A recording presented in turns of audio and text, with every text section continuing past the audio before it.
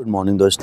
तो आज हम बात करेंगे न्यू गार्डनर्स के लिए, स्पेशली बिगनर्स के लिए हम बात करेंगे कि अगर उन्हें गार्डनिंग ऐड करनी है या टेरेस गार्डनिंग या बालकनी में अपनी गार्डनिंग करनी है तो वो कौन से टिप्स फॉलो कर सकते हैं जिससे कि उनकी गार्डनिंग हैप्पी रहे और किसी तरह की कोई प्रॉब्लम ना आए, उनके गार्डनिंग के शौक़ में कोई प्रॉब्लम ना हो, उनको कोई दिक्कत ना हो।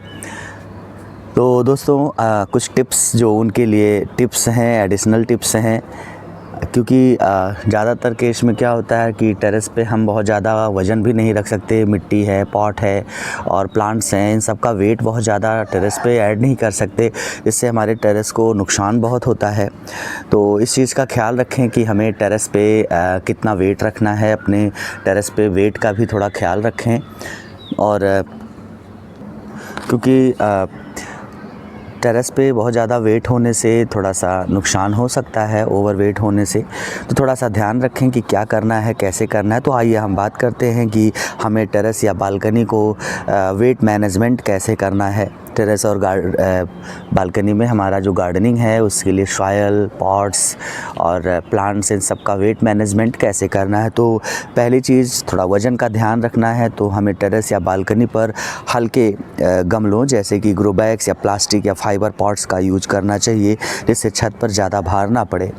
और दूसरी चीज़ ये है कि ड्रेनेज सिस्टम का भी थोड़ा ध्यान रखना चाहिए, क्योंकि ड्रेनेज सिस्टम पानी को रोकता नहीं है, होल्ड नहीं करता है। तो गमलों में पानी रुकता नहीं है, ग्रो बैग्स में या गमलों में पानी नहीं रुकता, जिससे कि प्लांट्स के जो रूट्स हैं वो सड़ते नहीं हैं और प्लांट का सर्वाइवल रेट जो है वो बढ़ जाता है। प्लांट अच्छी ब्लूमिंग करता है और ग्रोथ दिखाता है।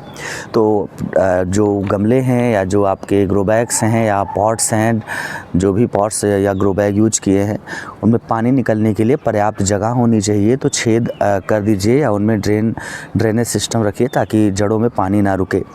और दूसरी चीज़ ये है कि अपने गार्डन या बालकनी को, टेरेस गार्डन या बालकनी को एक अच्छा लुक देने के लिए वर्टिकल स्पेस का यूज करें। तो उसमें हैंगिंग बास्केट, रेलिंग प्लांटर्स और वर्टिकल स्टैंड का उपयोग करके आप जगह बचा सकते हैं। और चूँकि आप टेरेस पे अपने गार्डनिंग कर रहे हैं तो कोशिश करें कि ऑर्गेनिक फर्टिलाइज़र ज़्यादा ऐड करें, क्योंकि उससे आपके प्लांट की ग्रोथ अलग तरीके से होती है, बहुत बेहतरीन आपको परफॉर्मेंस मिलता है। और इंसेक्टिसाइड के रूप में आप नीम ऑयल स्प्रे कर सकते हैं, वो बहुत एक अच्छा ऑप्शन है आपके पास कि टेरेस गार्डन पे आप इंसेक्टिसाइड के रूप में नीम ऑयल यूज कर सकते हैं। और फंजीसाइड के रूप में आप नीला थोथा या तूतिया यूज कर सकते हैं। तो वो कॉपर सल्फेट हम उसको कहते हैं, वो भी एक नेचुरल मेथड हो जाएगा आपको क्या फंजीसाइड और पेस्ट मैनेजमेंट का। तो सबसे मेन चीज़ ये है कि ऐसे पौधे स्टार्टिंग में चूज़ करिए जो आपके लिए इजी टू ग्रो हों, आसानी से ग्रो कर सकते हों और उनका ग्रोथ अच्छा होता हो, कम केयर की ज़रूरत पड़ती हो। जब आप न्यू गार्डनर हैं या बिगनर्स हैं तो इस तरह के प्लांट्स चूज़ करना आपके लिए ज़्यादा अच्छा होगा, ज़्यादा बेनिफिशियल भी होगा। तो दूसरी चीज़ ये है कि वेजिटेबल गार्डनिंग भी कर सकते हैं। तो कुछ ऐसे प्लांट जैसे मिर्ची है, टमाटर है और ये सब पौधे ऐड कर सकते हैं, बैगन है, एक आध पौधे ऐड कर सकते हैं अपने टेरेस गार्डन या बालकनी में। बालकनी में तो आप कुछ कम यूज करेंगे क्योंकि जगह कम होती है, लेकिन अगर टेरेस गार्डन है और आपके पास ठीक ठाक स्पेस है तो आप कई प्लांट्स यूज कर सकते हैं। वेजिटेबल गार्डनिंग में धनिया है, लहसुन उगा सकते हैं, पुदीना उगा सकते हैं। ये एक अच्छा है कि आपके लिए किचन गार्डनिंग की तरह है। इसमें काफ़ी प्लांट्स हैं जो आपके डेली यूज में आते रहते हैं।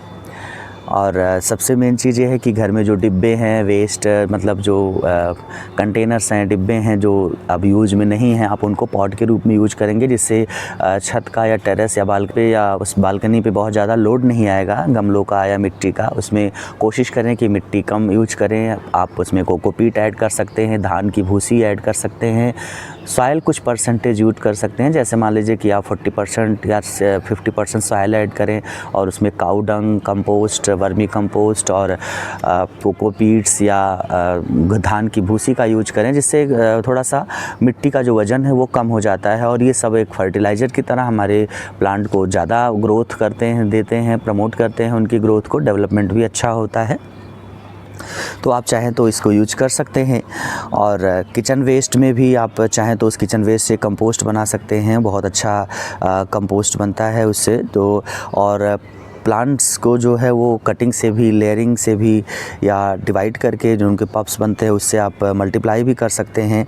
और पुराने कंटेनर्स को यूज करिए, रिसाइकिल करिए, जैसे टूटी हुई चीज़ों, टायरों, बोतलों का उपयोग करके क्रिएटिव आइडियाज़ के साथ में आप अपना टेरेस गार्डन स्टार्ट कर सकते हैं। और जहाँ तक बात रही कि फर्टिलाइज़र में, तो देखिए हमेशा याद रखिए कि कोशिश यही करिए कि केमिकल फर्टिलाइज़र का यूज कम से कम करिए, क्योंकि केमिकल फर्टिलाइज़र से पौधों अगर ज़्यादा हो गया तो पौधों को नुकसान भी हो सकता है। क्योंकि आप स्टार्टिंग में, आपको अगर उतना आइडिया नहीं है कि हमें कितना यूज करना है, कितनी क्वांटिटी लेनी है, तो प्लांट्स में लॉस हो सकता है। तो कोशिश करिए कि केमिकल फर्टिलाइज़र स्टार्टिंग में यूज़ ना करिए। आप जब ऑर्गेनिक फर्टिलाइज़र यूज करेंगे, जैसे काऊ डंग कंपोस्ट है, वर्मी कंपोस्ट है, अगर इन सबको आप यूज करेंगे तो अगर इनकी मात्रा ज़्यादा भी हो जाएगी तो प्लांट्स को आपके बहुत ज़्यादा नुकसान नहीं होगा और प्लांट्स आपके हेल्दी रहेंगे और वो आपके लिए कहीं ना कहीं बेनिफिशियल ही रहेगा। और जहाँ तक प्लांट के केयर की बात है, तो इस चीज़ का ध्यान रखिए कि ऐसे प्लांट्स जो आउटडोर लगते हों उनको आप कम से कम 4 से 6 घंटे की धूप में ज़रूर रखें। तो ऐसी जगह पे उन प्लांट्स को रखें जहाँ कम से कम 4 से 6 घंटे की धूप आती हो, अच्छी धूप आती हो। और क्योंकि इससे प्लांट्स के जो रूट्स हैं वो सड़ेंगे नहीं और प्लांट को फंगस अटैक भी नहीं होगा। इंडोर प्लांट्स ऐड करेंगे तो इंडोर प्लांट के लिए बहुत ज़्यादा लाइट की ज़रूरत नहीं है, हल्की लाइट की ज़रूरत है या बहुत ब्राइट लाइट की ज़रूरत है। 1 आध घंटे की सनलाइट भी उनके लिए काफ़ी है। और अगर नहीं भी है तो आप उनको घर के अंदर रख सकते हैं। तो आप उनको कभी कभार हफ्ते में 1 बार 2 बार के लिए सनलाइट में निकाल दें तो इससे वो उनकी ग्रोथ होती रहेगी। और थोड़ा सा ध्यान रखें कि प्लांट्स को कब न्यूट्रिएंट्स की ज़रूरत है, कब माइक्रो न्यूट्रिएंट्स की ज़रूरत है। इससे प्लांट्स का जो सर्वाइवल रेट है वो बढ़ जाएगा और प्लांट अच्छे से ग्रोथ करेंगे। तो दोस्तों, अगर वीडियो पसंद आया हो तो चैनल को लाइक करें, शेयर करें और सब्सक्राइब करें और कमेंट करें।